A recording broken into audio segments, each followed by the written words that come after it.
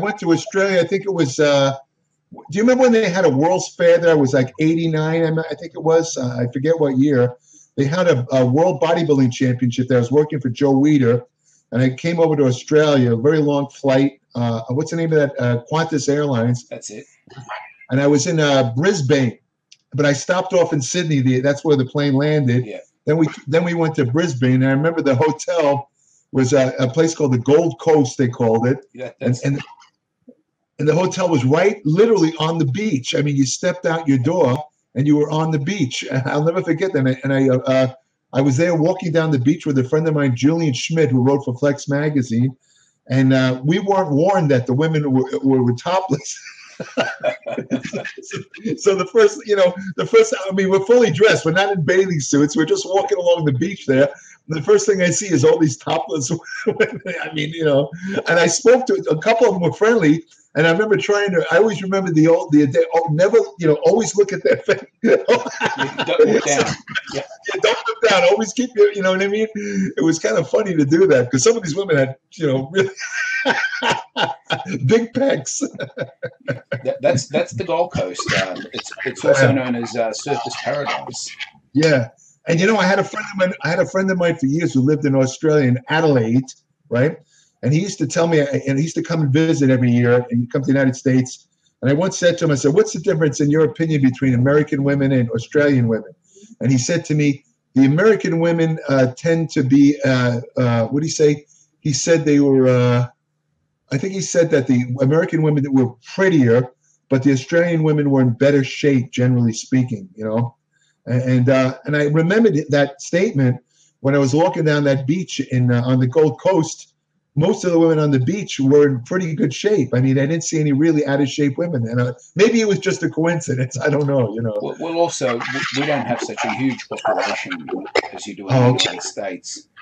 And people are fitness orientated and they do like to look after themselves. And let's face it, if you're going to walk around on the beach half naked, you'd want to get it right. Makes sense, sure. Yeah. Sure. So I generally, though, I've always, for some reason, I can't tell you why, I've always gotten along very well with Australian people. And the same thing happened. I mean, I spoke to a lot of people when I was there, and every one of them was a really great person to me. And the Australians, even when they come to the United States and train in Gold's Gym, I mean, they're the friendliest, nicest people. I mean, I can't explain why. I have this affinity for Australian people. I don't know why. I've always noticed it, though.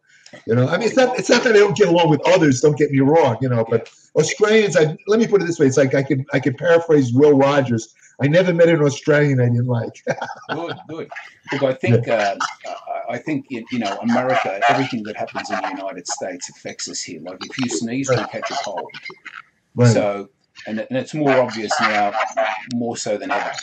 So right. Even which I'm not going to discuss your political background, it affects us. Right. Whatever decision you guys make, whether it's with the housing market, real estate, anything to do with commerce and the economy, we feel it. So, it's a symbiotic relationship, I think, and we've always been allies and we can understand each other. People love the Australian accent. The Australians love the American accent. So it's a relationship that's always going to work. Now, it makes sense. We've been talking here and bantering. I've known Jerry for a long time. I just want to let people know about this gentleman. Now, for me, to define a master of something, it's a person who has done something for 10 years, several hours a day, and they become a master. They've mastered their art.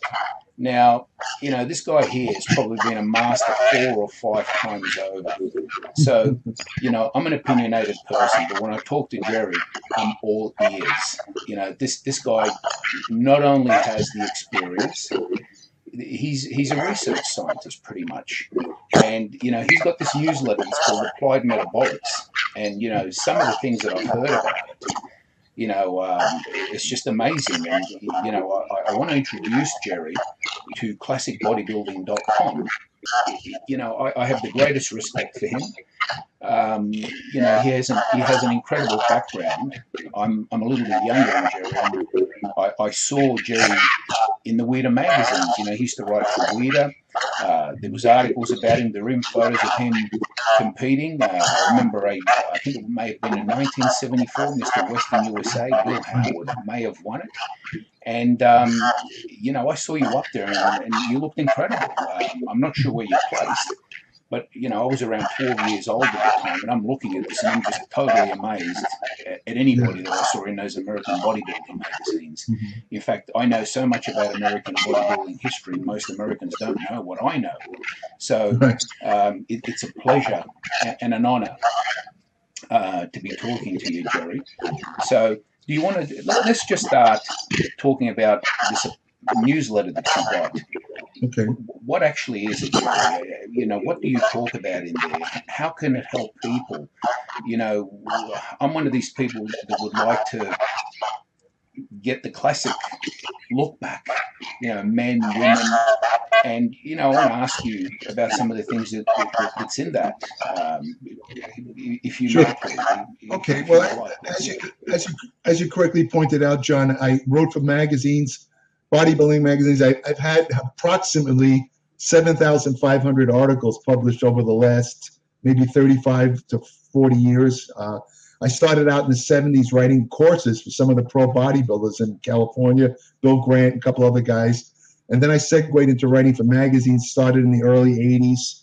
And the thing is, I wrote for them for many years, but I always felt a little bit restrained because, for example, advertising constraints. You have to be careful what you say in magazines because they were very dependent on advertising from sports supplements companies, for example. I couldn't tell the whole story, and I always wanted to. And what happened was in the late 90s, John Balick was publishing Iron Man magazine, and I know there's there used to be an Iron Man Australia. I don't know if it still exists, but anyway, he decided that he wanted to publish a newsletter, and he approached. I was writing for Iron Man, so he asked me and a physician from Canada named Dr. Mauro Di Pasquale, who was well known for writing about ergogenic aids and hormones used in sports. And there was another guy named Jim Wright who passed away a couple of years ago, who was also an exercise scientist. He was a PhD who was working for Joe Weider for a while. What happened was, to make a long story short, Mauro Di Pasquale had to drop out because of other commitments. He was working with a professional wrestling association, and Jim Wright had to drop out also because he was writing for Weider, and there was some problems. So I wound up writing the newsletter by myself. Unfortunately, it was a print newsletter, which was actually sent out in the mail to subscribers. And it was very avant-garde, if I say so myself, because, for example, I wrote probably the first article ever on citrulline, which is a amino acid that stimulates nitric oxide production. I actually wrote the first article ever in a lay publication on nitric oxide. I explained what it was, and I predicted that one day there'll be supplements that will boost nitric oxide for people involved in sports and exercise. And that came true about maybe 8-9 years later. But the point is that, unfortunately, that newsletter was not marketed properly. I only had a small, tiny ad in the back of the magazine. Nobody knew about it.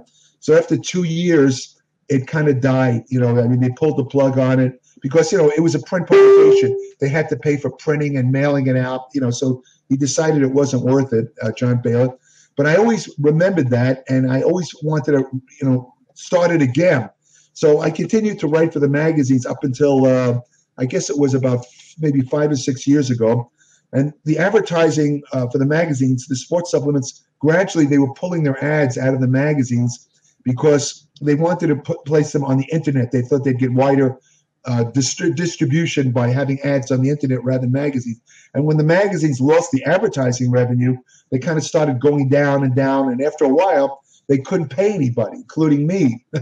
So since I'm a professional writer, I had to kind of retire from, there was no malice involved or anything. I understood the situation. They didn't have any money to pay me. So I shook hands. I said, well, good luck to you and all that.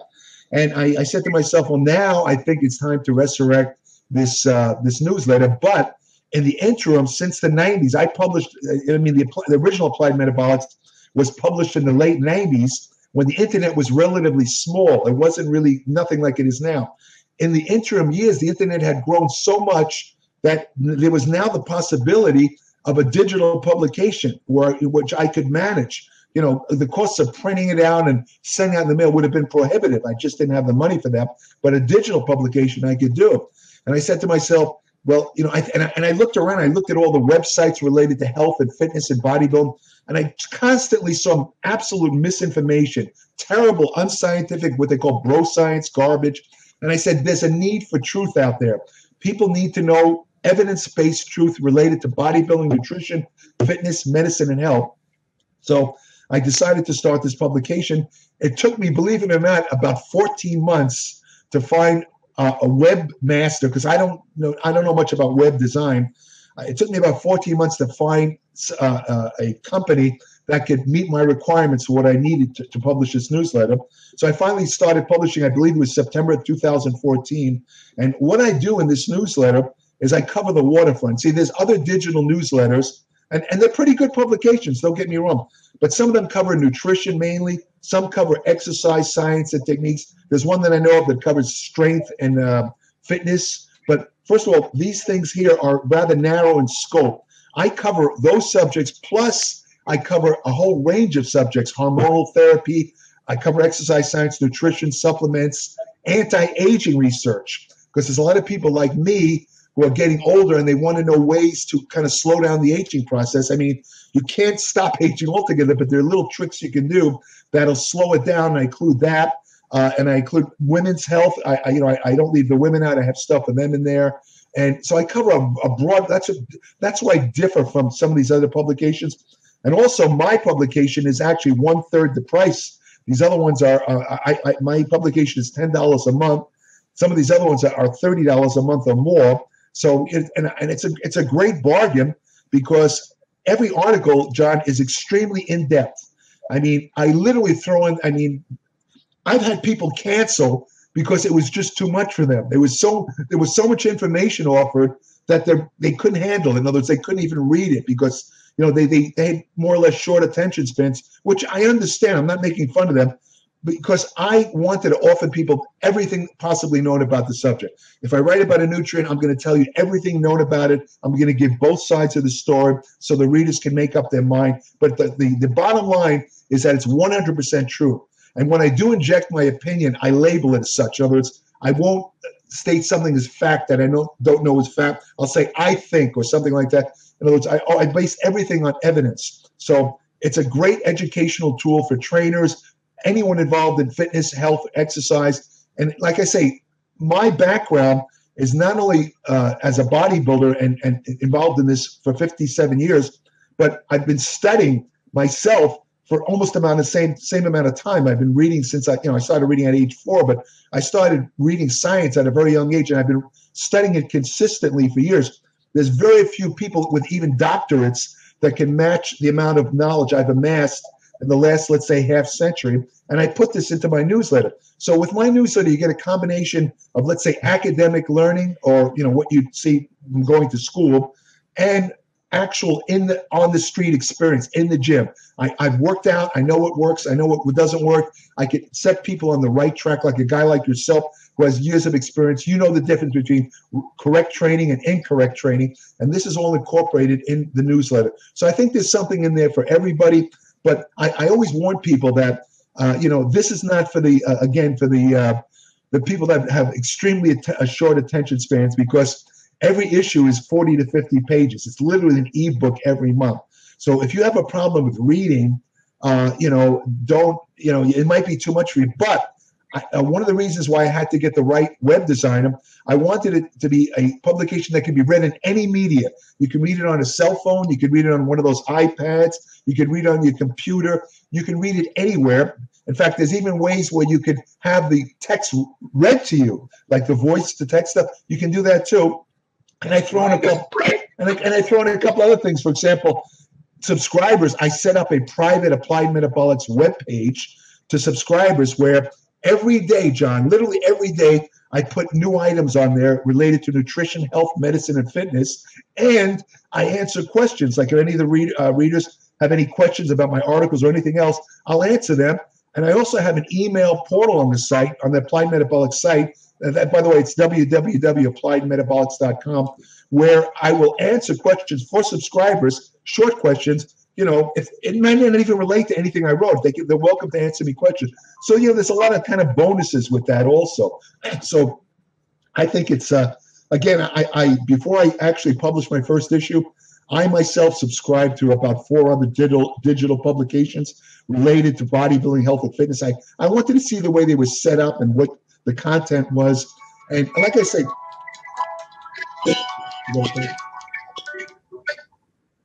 sorry, that was my. That's okay. That's all right. No, in other words, I wanted to kind of get an idea of how they were set up, right?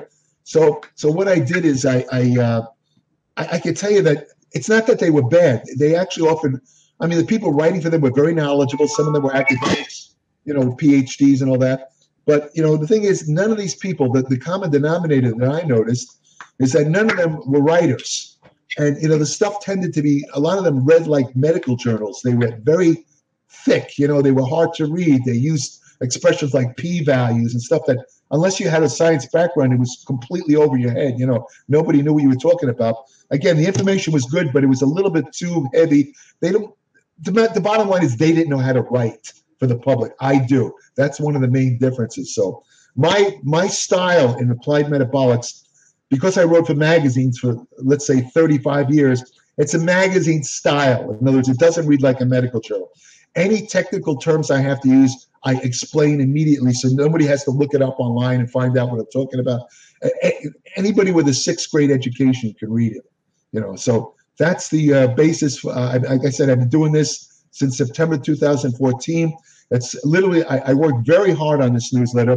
Every single day, 7 days a week, I'm either writing, reading research, or editing. So, you know, I put a lot of work into it, but I will also add it's a labor of love because I enjoy doing it for the simple reason that one thing that's been consistent about me all my life is I love learning. I have a deep curiosity about things. I love learning about everything. And when I do the research for these articles, I learn myself. I actually learn just by, so to me, I love it. To me, it's a joy. You know, some people might go crazy doing what I do. They'd go nuts, you know. But then again, I drive down the street, John, I look at these people doing construction work, you know, banging nails into wood, and I say, my God, if I had to do that, I'd kill myself day after day. So, you know, it's a matter of the way you think, you know, the way you react to things. Hey, some people look at the way we go to the gym and lift weights, and they say, no, they wouldn't even begin to do that. You know, they see us working out and training so hard, they couldn't imagine doing that. So again, it depends on the individual. Everybody has their own thing, I guess, is the best way to describe it. I like those photos there of yourself behind you. I remember that cover of Iron Man there. I remember that. Yeah, right. Okay, yeah. Great job. I don't know what's happened to Iron Man at the moment, but I've heard it's going to come back online. And they're only going to have that's what I heard too. Tested athletes. Yeah. Look, Jerry, I want to know a little bit about your competitive background. You know, when I first met you, I knew you had been a competitive bodybuilder because, you know, when I was 12 years of age, I saw you in that Mr. Western USA. And, you know, I've heard bits and pieces of stories here and there. And, you know, I grew up in the sport, reading a lot of your stuff. And for me, it was hypnotic. Once I started, you know, the amount of time that I put into reading your articles and rereading them and thinking, you know, this guy's really got his act together. You know, I can't put your stuff down. So, you know, I would highly recommend the newsletter. And, you know, when I first met you, I remember that day, I couldn't orientate myself. My calories were so low. And somebody introduced me to you. And you were quite nice. But for me, it was this surreal thing that was happening, you know, low energy. I know that. I understand. You know, I'd been in Golds for 1 or 2 days, and you know, I was good friends with Mike Christian, but I was also competing against him. And you know what sort of a joker he is. You know, I was putting up with that and laughing and carrying on and trying to make the best of it. And then Tim Belknap must have felt threatened by me. The guy pumped himself up and started throwing most musculars in front of me, and I just wanted to put down the barbell and leave. And the guy that I was training with said, "Finish the workout, ignore all of this." So that's when I first met you. And look, I want to know about your contest career, what you did. You know, I saw a photo of you at 17 years of age doing the side arm shot. And, you know, you had this huge arm at 17 years of age, and you were probably natural, you know. So I'm really curious, and I think so should everybody else be, to know about your competitive background, how you used to train, what you competed in. And to me, it seems like you're a person that got more interested in studying and learning and having the power of knowledge, more so than just being a meathead competitive bodybuilder, contest after contest. So to me, you were always an intellectual who also did the physical part. So tell me about your competitive background, you know, how you got to look so good and big at 17 years of age. Well, I started out as before I was in bodybuilding, I was a swimmer. I started swimming very young. I was thrown into a pool when I was about 4 years of age, and I just took to water, let's say, and I was a swimmer, competitive swimmer. And I used to practice my swimming at place. I was living in Brooklyn, New York, and they had a community center that had an Olympic-sized pool. So I used to practice my swimming there in the pool. And they had a small weight gym that I never went in. I mean, I was 12 years old at the time, you know, and I never went into the weight room because back in those days, we were told that having big muscles would make you muscle bound, and they would interfere with any type of athletic. Of course, it's complete nonsense, and that we now know just the opposite is true. But that was the thinking back then.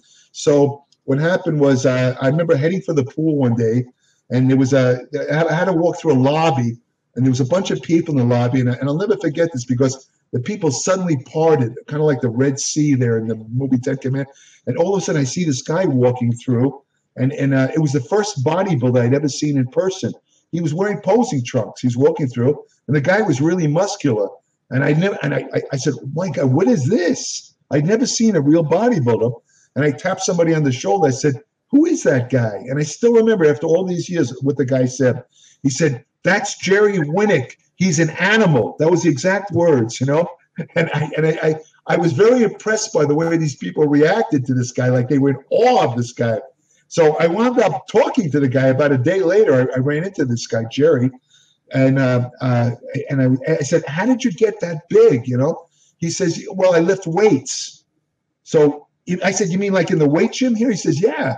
So I've always been analytical, even at 12 years old. You know, this is where I differ from a lot of people today. I see people coming into Gold's Gym who have no idea what they're doing. They do the stupidest exercise. It's obviously they never looked at a video. They never had a trainer. They never looked at a book, nothing. At 12 years old, I said to myself, I'm not going to go start lifting weights until I have an idea of how to lift weights. So what I did is, first I asked people in the gym what to do, and they were basically clueless, most of these people. They had no idea what they were doing. So I sent for some courses by famous bodybuilders. I remember sending for Bill Pearl's course. Of course, you know Bill Pearl. I sent for his courses, and they were very informative. They told me exactly how to train. So I started using the principles in Bill Pearl's courses. So right off the bat, I had a good kind of standard of training. I knew I started out working my legs right off the bat. I did, you know, exercise called breathing squats. I remember I did all good form with the curls. And this before that, there was no internet, no videos. I just went by the photos. And I did start looking at bodybuilding magazines. I remember buying Iron Man in a magazine called Strength and Health, which doesn't exist anymore. And I looked at all the photos, and I just basically followed the routines. In fact, I remember at Strength and Health, every year they used to print the routine of the current Mr. America. And every year I would follow to the letter the exact routine of Mr. America, because I figured, hey, if this guy won Mr. America, it must work. And I remember following, there was one guy who won the title, a guy named Val Vasilev. Yes. He won the, remember him? He won the title in 1964. A nice physique, you know. And I followed his routine, but it was an insane routine. The guy did, I remember, 20 sets of 5 different kinds of pullover exercises. That's just the pullover. That doesn't, I mean, he did incline, did every chest exercise known to man. I used to go, arrive at the gym from school about 4 o'clock, and I would train till 10 at night. That's how long it took me to use this guy's routine. And luckily, I was a kid, you know, so I got away with it. But anyway, I started making some progress, even though I was grossly overtrained. And I think it was 15, I decided to enter my first contest. So I went in the teenage contests. I started entering on the East Coast. I was still living in Brooklyn. I think I won a Teenage Eastern America, it was called. In fact, that's where I met Frank Zane the first time. This was, I think I think I was I think I was 15 at the time. And, I was standing on stage, and we were, how they used to bring all the bodybuilders on stage before the curtain opened. We'd all be lined up on stage. I don't think they do that anymore, but I was standing on stage, and I was standing next to Frank Zane, who I'd never, he wasn't known. Remember, he wasn't known at that time. He was just a guy from Pennsylvania. And I remember I had put on so much baby. Maybe I used to put on the baby oil. I put so much baby oil on, it was literally dripping off me. So Frank Zane, he was standing next to me, and he said, "Hey, you mind if I take some of your oil?" So he took the oil off and he put it on him, and I'm looking at the guy, and I'm thinking, wow, this guy's got a physique. And I was actually having a writing correspondence at the time with Bill Pearl. We became friends. I was writing to him. And I remember writing to Bill Pearl. I said, "Hey, Bill, watch out for this guy, Frank Zane from Pennsylvania. I think this guy's going to go all the way in bodybuilding." And this was like what was it? I think it was 2 years before he won the Mr. America. I mean, and sure enough, he went on to be Mr. Olympia and all that stuff. So, I won some teenage contests on the East Coast. And then I moved, when I turned 18, I was going to go to college. And I said to myself, it's just as easy to go to college in California as it is in New York. And California, of course, was the Mecca. That's where all the great, a lot of the great bodybuilders were there. And the big gym at the time was Vince's gym. So I joined Vince's gym. I became very friendly with Vince, and I learned a lot of techniques from him about how to train, a lot about nutrition and dieting. He taught me a lot. But getting back to your statement, I mean, the thing about the tricep shot is that I just trained. My whole life was bodybuilding as a teenager. In fact, it actually made me socially backward because while most, let's say, people my age were socializing, I was spending all my time in gyms. I was so dedicated. I would do, gross overtraining. I would do 25, 30 sets of biceps, 30 sets of tricep, and my arms got very big. And God honest truth, if I don't have a Bible, I'd put my hand on it if I had one. I took no steroids. I was afraid of steroids as a teenager because I didn't know a thing about them. But I had heard a rumor that they cause you to lose your hair. And my grandfathers on both sides of the family were bald by the time they were 30. And I said to myself, I don't want to go bald. I am not going to touch the steroids. I don't care how much muscle they build. So the whole time I competed as a bodybuilder, I never used steroids. It's the honest truth. And what I did is there's another tricep shot of me on my web page that was on my Facebook page, I should say, that was taken by Artie Zeller, the great photographer. And that was probably my best condition. I was just under 6 foot tall, and I competed at a body weight of 210. That's what I weighed in contest condition. I had no body fat at all at that weight. But when people say to me, well, how big could you have been if you had taken steroids? And, using the programs, let's say the steroid schedules that they used back then in the 70s, nothing like they use today. There was no insulin, no growth hormone, just the steroids. I estimate that I think I could have competed at probably 230 to 235 pounds, which is what Arnold weighed in contest. I don't think I could have been as big as him. Don't get me wrong. I'm not saying that I couldn't, but I could have been considerably bigger. But I took no drugs. And what happened was it came to the point where I had to make a decision. I'd gone as far as I thought I could in amateur contests. And I said to myself, if I'm going to go further in bodybuilding, I have to make a decision. Do I want to compete and further, maybe go into a pro, become a pro, whatever? I'm going to have to take drugs. Or do I want to just stop competing, continue to train, and not take drugs? And I decided for the latter. I decided to get out of bodybuilding because there wasn't any money involved, and I still had that fear about losing my hair. So I said, it's not worth it. I didn't really think, honestly, to be perfectly frank with you, I didn't think I had the genetics to be a top guy anyway.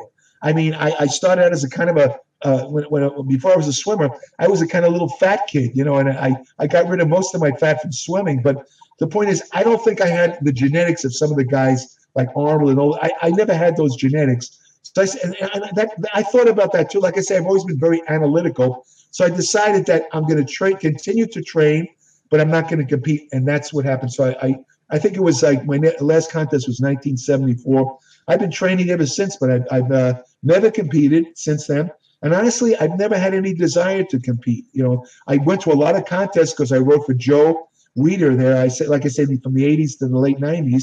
And I met all the great guys, Mike Christian, all those guys. I met, I just, I wrote about them, I interviewed them, but I never had this feeling, well, I want to jump back on stage myself. I just I just had no real motivation to do it. Even when the bodybuilders started to get a little bit more money, I said, I'm done with it. I said, I'm just going to write. I'm going to, learn as much as I can, but I really don't want to compete. And I stuck to it. So I never took steroids, to say the truth. And people say to me, well, if you knew as much about steroids then as you do now, would you have taken it? And I have to be honest, probably yes. I think I would have taken, because there was methods that I could, this just to take one point, like the hair loss. I could have used certain things to prevent the hair loss and taken the steroids that I didn't know about back then in the 70s. So I probably, again, I had no knowledge of steroids back then. All I knew is that they made you bigger. That's all I knew. I mean, over the years, I've developed an extensive knowledge of steroids just from reading the medical literature and all that. But, like I say, I was drug-free. People don't believe me. A lot of times they'll look at those photos. Oh, you had to be on drugs. But it's the honest truth. I trained very, very hard. I trained very heavy. I ate a lot of protein. I did the best I could. And that's the results. And this is why today I've often encountered people, especially younger guys, where they're talking about, they want to have a nice physique and all that. And they think that you cannot build muscle without steroids. And I'd say that's ridiculous. I did it myself. I took no drugs, and I developed a pretty damn good physique, if I say so myself, without touching a steroid. Yeah, if you want to become a pro, yeah, you probably do have to take steroids. But unless that's your goal, it's ridiculous to take steroids. Why would you take steroids if you can build a tremendous amount of muscle? And this goes for anybody, no matter what your genetics. I say that if you train right and eat right and give yourself enough rest and enough sleep, you could develop a surprisingly great physique. Anybody, male, female, anybody. I truly believe that. I heard this story. You were dieting once and you hit the wall. You weren't losing weight anymore. I'm not sure what sort of diet you were on, but you were friendly with some pro bodybuilder who you respectfully didn't name, and they handed you an envelope full of some sort of thyroid. Right. What was all that about? Did you actually take it? That's true. It's a true story. And the guy, I can tell you, it was Frank Zane again. Because what happened was I wound up living right next to Frank Zane in an apartment building in Santa Monica. He was in the apartment literally right next to me, and I was training for a contest. I think this must have been around 1970, if I remember correctly. And I used to follow a very low carbohydrate diet to lose body fat. It worked very well for me. I'd get rid of every bit of body fat. But for this particular contest, I think it was the Mr. California I was training for, I reached a plateau where I just couldn't get rid of the last amounts of body fat, a little bit on the obliques and the lower back. I just couldn't get rid of them. And I was already so lean, I said to myself, if I drop the calories and lower the food intake more, I'm going to lose muscle. I remember I wasn't taking any steroids. So I said to Frank, I told Frank my dilemma. I said, Frank, what am I going to do? So he takes a regular mailing envelope and he gives me, and he puts about 30 pills in there. He says, take 2 a day for 2 weeks or something like that. And I said, what is this stuff, Frank? He says, it's called Armour Thyroid. I said, well, is this a drug? He says, yeah, it's a thyroid drug, but it's almost like a hybrid of a drug and a natural vitamin, because it's naturally derived from pigs and it has the complete thyroid hormones, but it doesn't have anything in there. If you take 2 tablets, you're not going to have any muscle loss. It's not going to cause any heart problems, anything like that. So I followed his advice, and it worked. It worked. Within, I'd say, about 5 days, just with the regular training I did, the fat started to disappear. By the time of the contest, it was gone. And that's the only time I ever used thyroid drugs. I never touched them again. I had no side effects, no insomnia, nothing. It worked well. And this was a favorite of Frank Zane. I mean, apparently he liked thyroid. A lot of the guys back then in the 70s did use Arnold, all these guys, they did use thyroid drugs to get in shape. Frank preferred the Armour because it was more or less a mild form of thyroid. But some of the guys would take the stronger forms like Cytomel T3, which is very powerful thyroid.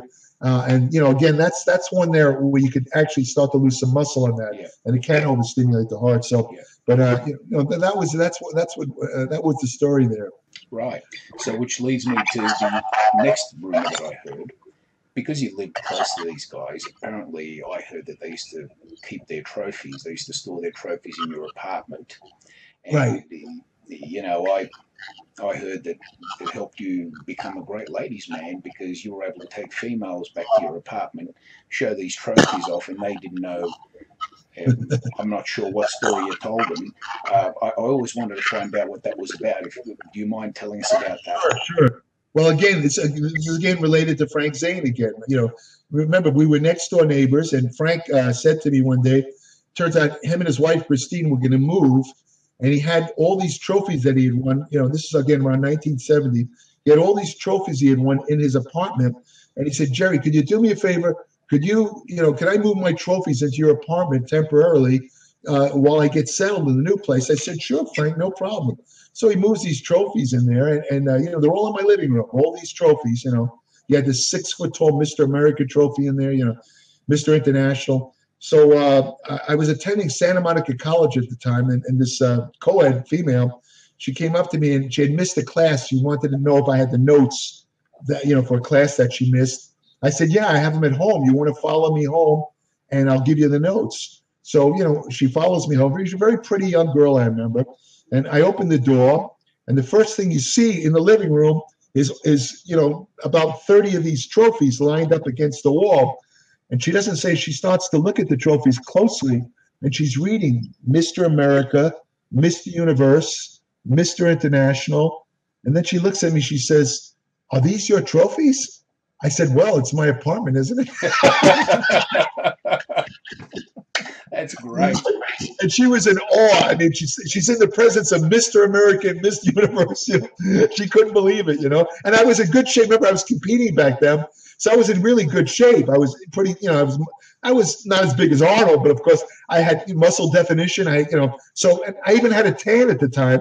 So she looked at me. It was totally believable, because this girl knew nothing about bodybuilding. Yeah. So, the next day I go to school, people are pointing fingers at me. They really thought I was Mr. America, Mr. Universe.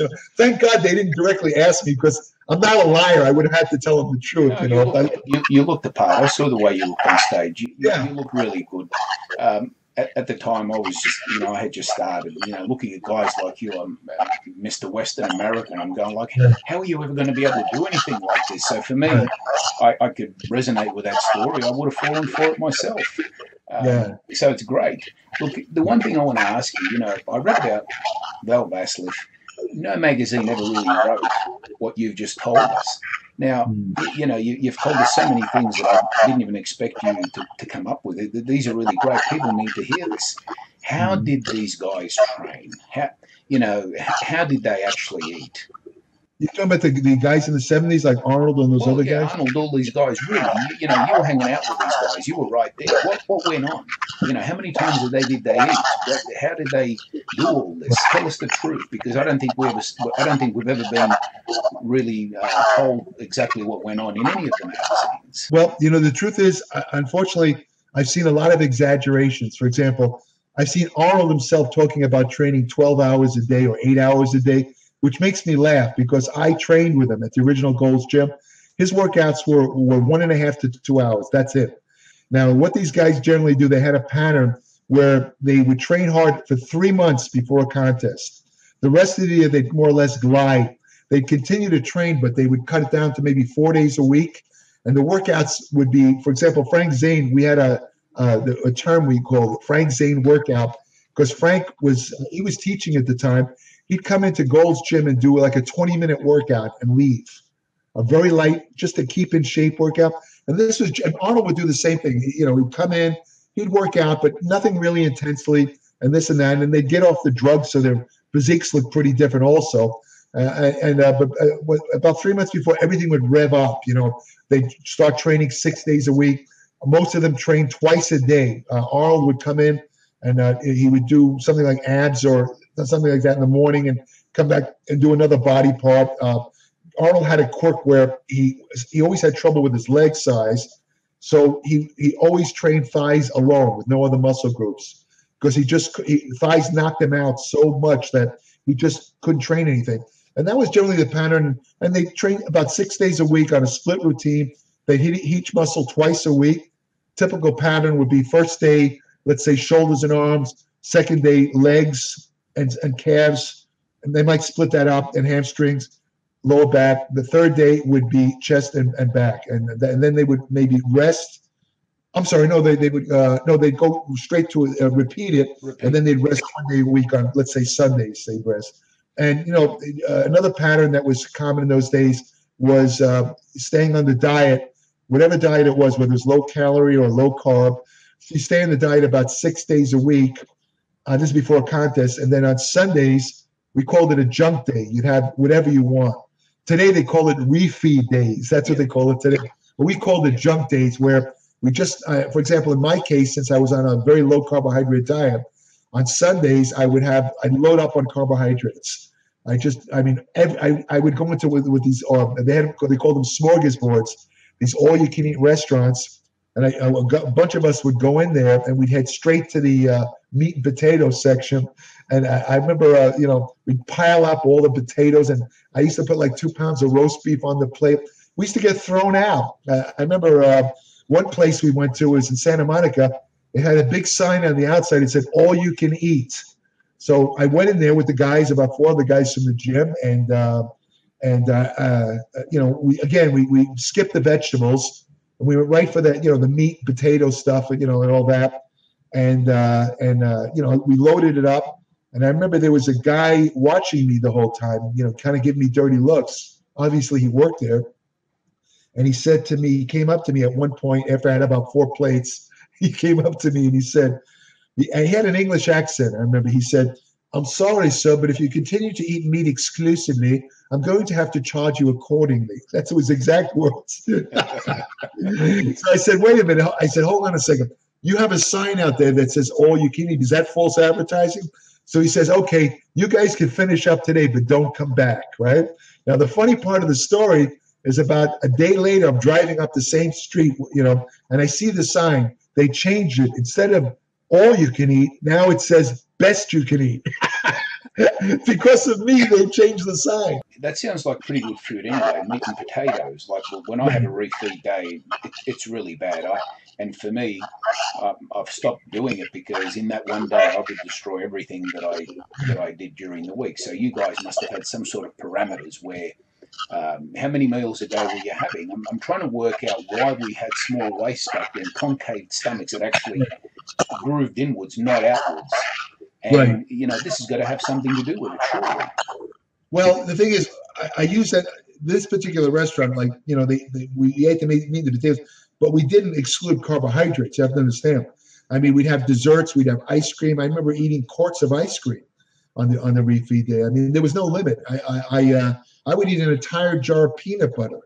I mean, there was a famous bodybuilder who saw me eat an entire jar of peanut butter in front of him, a guy named Barry DeMay. I don't know if you remember Barry DeMay. Yes. And I remember I was just eating the jar of peanut butter, and a bunch of us were sitting around, and I wasn't paying. I looked at the guy. His jaw dropped. He was staring at me in disbelief. And he says, "I'd never seen anybody eat an entire jar of peanut butter." And he gave me an autographed picture about a couple of months later. He wrote, "To Jerry, the Peanut Butter King."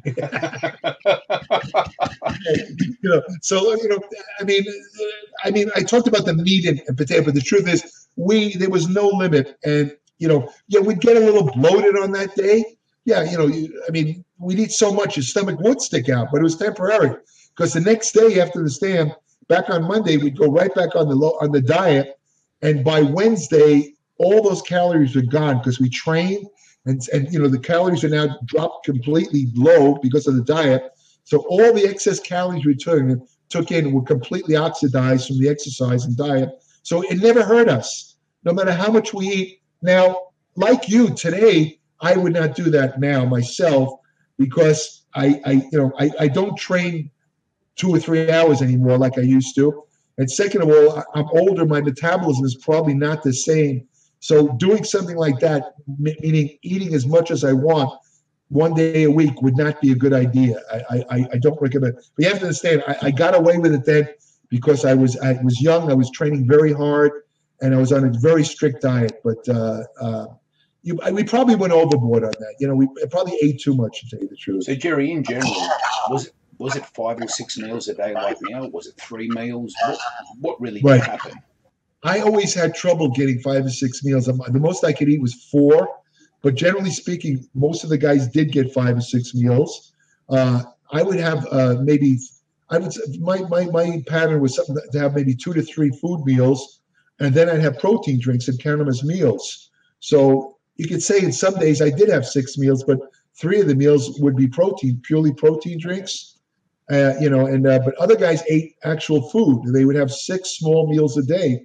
And again, like you say, this never bloated their stomach out. So what did the meals look like? Was it when you say low or zero carbohydrates? Like I once went on a meat and water diet that I read about in Muscle and Fitness or Muscle Builder, and next to it there was a photo of Arnold doing crossovers. You know, he was sweating and he had a pair of shorts on.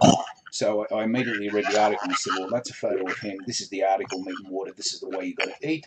And my first contest diet was 3 meals a day of pretty much meat and water. So, you know, I always had my waistline under control, especially in those days. So I'm just curious, because for me sometimes 3 meals a day was perfect. I later did go up to 5 or 6 meals a day, but none of us ever ended up with distended stomachs. So I'm just really curious, because I've heard you did a little clip and actually went on for a while. I said I got a few minutes, listen to him, and it went on for a while. So I ran late for whatever I was doing because I could not stop listening to what you had to say. So I'm very eager to hear, you know, what you have to say. And it's been very interesting listening to all of this.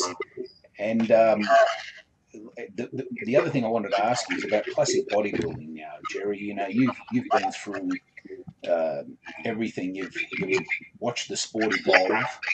And you know what we've ended up with now? These huge guys walking around with huge stomachs. Nobody wants to look like them. I feel that if this keeps going on, the sport is going to die. And we've got the classic guys. But, you know, what I wanted to ask you is, you know, I'm looking at these guys, and to me, they're not like the guys in the 80s. Like you had Thierry Pastel, who didn't weigh very much, but he had this huge muscle size. You know, you had Lee Haney, Bob Paris, Lee Labrada. Now, these guys pretty much fit into the height weight category that they've got now. But the guys now don't look like that. They just look like smaller versions of the bigger guys, as far as I'm concerned. Can you give me your feedback on that, please? I'm not exactly sure what you refer. In other words, when you say the smaller guys. Well, I'm saying today, when you see the classic guys, right, they just don't have the same look as. You know, so those guys back in the 80s, they fitted into the same height weight categories that they've created now, except their bodies were completely different. Right. Well, you know, it's very simple. The response to that is because it's drugs. I mean, you know, you have like I say, back in the 70s, there were drugs that nobody used that are common today for insulin, growth hormone. You know, I've always written that the combination of insulin, growth hormone, and anabolic steroids are probably largely responsible for this gargantuan look you see, where you guys are stepping on stage weighing 270 pounds or more. It gives this tremendous synergistic effect. But on the other hand, it also presents new types of side effects that were not seen back years ago, such as the bloated stomach. And I did a video trying to look at all the possibilities of what causes the bloated stomach. And a lot of it was just a hypothesis. And I'm not sure. There's various ways, but the one thing I'm sure of is in some way, which I can't really explain, I think that the drugs that, you know, and the amount of drugs that have used, insulin especially, during Yates in an interview, I heard him say he believes that the bloated look didn't actually become common until insulin came on the scene. And I think that's a true statement. So insulin, IGF-1, growth hormone, steroids alone will not give you that bloated stomach, because as proof, look at the guys back in the 70s. All right, they didn't use the amount of steroids the guys today use, but they did use steroids, and nobody had a bloated stomach. You never saw a guy, I've never saw one bodybuilder back then with a bloated gut. So it has something to do with, and I've seen some ridiculous theories online. People say that, well, the reason these guys have bloated stomachs is because they take in so much food that the food sits there and makes their stomach bloated. But, you know, if you follow that along from a scientific basis, what they're saying is that all the food these guys are eating is not being digested. You know, it's just sitting there, which is ridiculous, because if that were true, they'd literally explode. I mean, their intestines would blow up, for crying out loud. That's obviously not the cause. You know, they say, well, they eat so much that it distends their stomach. Again, makes no sense from a scientific, because your stomach is like an accordion. It has in other words, it has a structure where it can greatly expand, almost like a female uterus does when women are pregnant. It greatly expands in size to accommodate the fetus. The stomach does that with food. When you load up, like when I, for example, went on those junk days, my stomach, all that food, it expanded to hold the food. But the food passes out of the stomach into the intestine. The stomach, like an accordion, it goes back to normal size. It doesn't stay distended. That's my point. And yet some of these people think that, well, all the food the guys eat causes a distend. That's nonsense. It's obviously, again, related to the drugs they use, the massive amounts of anabolic steroids, but particularly, I think growth hormone and insulin are the two real causes of those. And I can't tell you exactly what they do. There's one theory that it causes a growth of the internal organs. Now, the problem with that, and IGF-1 is known to do that. It can cause the growth of internal organs. But the problem is, I've seen some bodybuilders who, when they competed, had distended stomachs, but when they stopped competing, the stomach was no longer distended. When they dropped a lot of weight, a good example of this is Dorian Yates. The last couple of years he competed, he had a little bit of a belly sticking out. Not as bad as some of the other guys. But when I saw him the year after he stopped competing, he had dropped, 40, 50 pounds maybe? His stomach was flat as a board. There was no distension at all. In other words, if this was a permanent distension, his stomach should still have been distended. Sure. But the difference was he had done two things. He had dropped a lot of weight, and he had also stopped taking the drugs. So his stomach disappeared. See? So again, to answer your question, I think it's the particular drugs that they're using. These drugs, insulin and growth hormone, were not used back in Arnold's day. Nobody used those drugs. Steroids, yes. Those drugs, nobody used. Regardless, I see guys online, these 25-year-old guys who weren't even born back then, were trying to say, oh, Arnold, all these guys use growth hormone. That's nonsense. Nobody used growth hormone back then. Nobody. Growth hormone, it wasn't even, it was known, but nobody used it. None of the competitive bodies. It was just strictly steroids. And nobody, again, to repeat, nobody had a distended stomach. Nobody. Jerry, I need a group of people in a quorum, and I'm going to ask you to see if you're even interested in being one of them, to set some sort of standard judging procedure that people who are inexperienced should actually be listening to a group of people like us, such as yourself, or past classic era champions. And one of the things I wanted to ask you is this synthol, the oil. Somebody asked me to ask you, should we have a ban? Well, some guys do such a good job, you can't even tell. And I just wanted your view on that, what you think about that, because, some of the guys that I've seen use it, they're very artistic. You can't tell that they've done it. Right. Well, that's true. In other words, synthol, of course, is basically, if I remember correctly, it's MCT oil with a little lidocaine as an anesthetic in there. And the whole idea is to fill out the muscle. I think the original one was called Pump and Pose, if I remember correctly. Unfortunately, it can be carried away where it looks very obvious. It looks like lumps and bumps. It looks very freakish looking. The way to use that, the way it is used by some of the more knowledgeable guys, they call it enhancement, physique enhancement. That's the term. They put just enough in there where just to fill out the muscle, where it doesn't obscure muscle definition, but it gives it a slightly fuller look. And that's the problem. But it can easily be overused. You know, there's other drugs that they're using that are also you could call physique enhancement products. There's a guy named Rich Piana. I don't know if you ever Yes. you ever saw it. I'm aware of it. He had these gigantic arms that, you know, I mean, just gigantic arms. And from what I understand, he didn't use synthol. And he said this in a video. He said he tried it once and he didn't work for him. And I think he was telling the truth. But what he didn't say, what he left out of the video, was he used a type of almost like glass beads that plastic surgeons use. For example, let's say that you have some sort of facial surgery where they have to, let's say a skin cancer, where they have to take a large chunk of your face out. Now, this would normally cause a disfigurement. What they do is a plastic surgeon will insert this bead-like compound, which actually and they do it very well. And it fills out the face where you can't even tell it's in there, but it fills out the missing gap caused by the surgery. Now, Rich, from what I understand, was going down to Mexico and having doctors inject this in his arms. And that's why he had those gigantic arms. And a giveaway, by the way, for either synthol or this stuff is that when you very rarely saw Rich Piana do a double arm bicep shot, because what he did, it just looked like a big piece of steak. There was no muscle definition, no separation between the bicep and triceps at all. Just like a big bulky thing. That's a giveaway for the use of these enhancement drugs, because if you use too much, they do obscure muscle definition. But even worse than that, forget about that. The worst thing, I did an article on this, using those drugs actually can destroy muscle tissue. They turn muscle tissue, if you continue to use it regularly, like, for example, you could go online and see, for some reason, these guys down in South America, these amateur bodybuilders, I don't know why, they use vast amounts where they have this ridiculous look, where they have these like Popeye arms, where they have these bloated arms and little skinny forearms, and they put it in their pecs where it looks like female breasts, and they put in their traps where, they look up grotesque.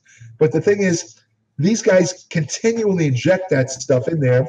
And what happens after a while is it starts to break down the existing muscle tissue, and it becomes fibrotic scar tissue.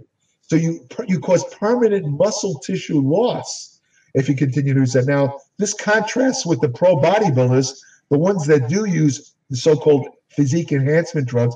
They use very small amounts where you can't even see it. I mean, look at the Mr. Olympia. You could look at it. You can't see it. A lot of these guys are using it, but you can't tell. Some of the guys got carried away. I remember there was a bodybuilder pro back in the 90s. A friend of mine, actually, Nasser El Somebody, his name was. Unfortunately, he passed away a couple. He's a very, very nice guy. But one year he got carried away because he was competing against Yates. He wanted to be really big. And I remember he injected it in his shoulder. And when he did the shoulder poses, he had this weird bump that looked it looked like a tumor sitting on his deltoid. I mean, he's a smart guy, but he got carried away. This is what can happen, So from my point of view, from a health perspective, I think anyone should keep away from that stuff because, again, it's very, very negative. It has very negative effects on muscle tissue. It's very unhealthy to use. And, just work out. I mean, if you want to take steroids, but don't start injecting foreign materials in your body that can destroy your muscle. Steroids have their risks, but they don't destroy muscle tissue. This stuff directly breaks down muscle and turns it into scar tissue. Not good. It's not a good idea. Yeah. Jerry, earlier I was talking to Doc Hall, and he asked me to say hi to you. You guys know each other, right. And I was talking to him about this subject, and I'm trying to put together a quorum of experts like yourself and past champions, and I just wanted your thought on something like that, if you would be even interested, because in ClassicBodybuilding.com, I want to give guys like you a voice. I want to protect guys like you from idiots who go on these sites and actually prevent intelligent people like you and Doc Hall from even commenting. There was one site where I saw an incident somebody had with you, and I just found it quite difficult to go back there and have anything to do with them. I still visit them, and I've got a couple of friends in there. So I just wanted to get your thoughts on, you know, if you would support something like that, because I think, you know, you would be one of the best people to give advice on this sort of stuff. I definitely would, but also regarding that incident that you talked about, if I remember correctly, somebody had posted something on one of these Facebook forums about low carbohydrate diets, where they were talking about how you know, all the side effects. It causes heart attacks and strokes and causes you to lose muscle. And this was absolute nonsense. So I tried to chime in, and I actually posted some studies, and these people kept arguing with me. And I you know, I should have just dropped it and left, but instead I kind of like debated with them, and I realized I was like hitting my head against the wall, because see, the way my mind works, I'm basically a science person, where if, let's say that I come up with an idea, and you, let's say, John, let's say I say something about, I'm just taking something out of the air. If you do more than 6 sets of bench presses, you're going to lose pectoral muscle size. I'm just, you know, just an example. And you show me evidence that that's not true. And the way my mind works, if I look at the evidence, I will change my opinion. I'll say, you know what, John, you're right. I'm wrong.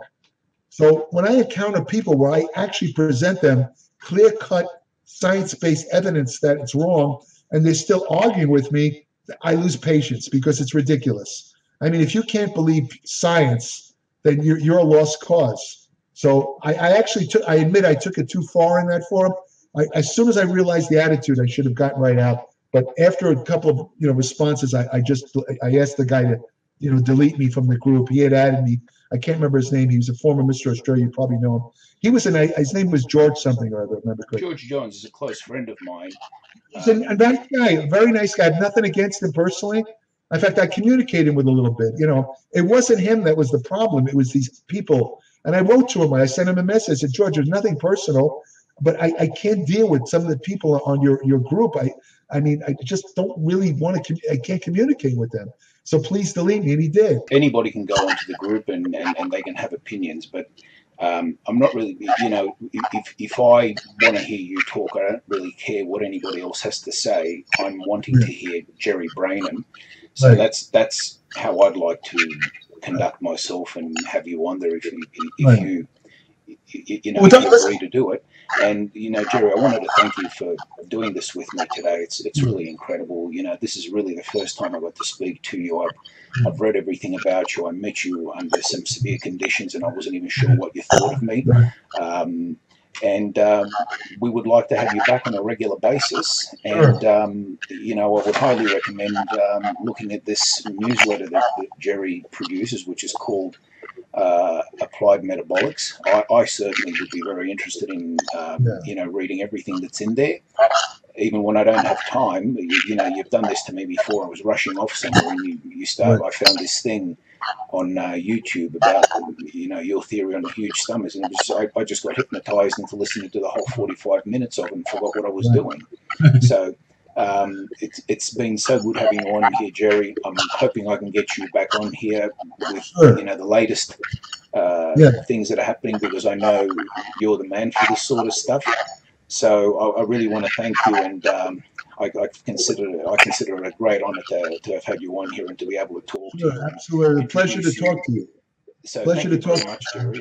I really appreciate that. And also, I want to add that if there's anybody who could talk about a classic physique, it's you, because you, to me, are the epitome of the classic physique. You have, seriously, you have the type of physique that people today walking around, most people would want to emulate. In other words, they don't want to look like. I mean, as bodybuilders, I'm sure both of us can appreciate the size and mass that some of these pros today have attained. Don't get me wrong, but the truth is, most people don't want to look like that. They don't. They want to have a pleasing physique that has symmetry and proportions, and you represented that. So I admire you too, as again the epitome of the classic physique. I just wanted to say that. I'm so honored to have you say that about me, Jerry. It's incredible. It's been an incredible experience for me personally to have you on here, and I hope we can see more of you. And Sure. I wish you all the best. Thank you, John. I appreciate that. Thank you, Jerry.